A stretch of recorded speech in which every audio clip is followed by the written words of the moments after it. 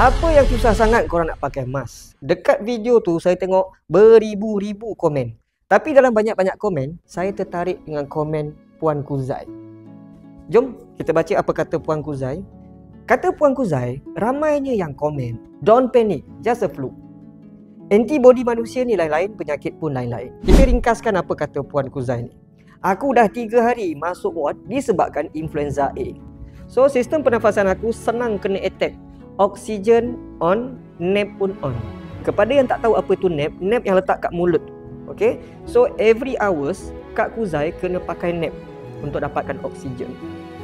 Lepas tu pula oksigen dia drop, BP drop, maksudnya blood pressure dia jatuh. Doakan kesembuhan saya je nanti. Macam itulah komen Kak Kuzai. So kita doakan Kak Kuzai ni cepat sembuh. Saya sempat DM Kak Kuzai.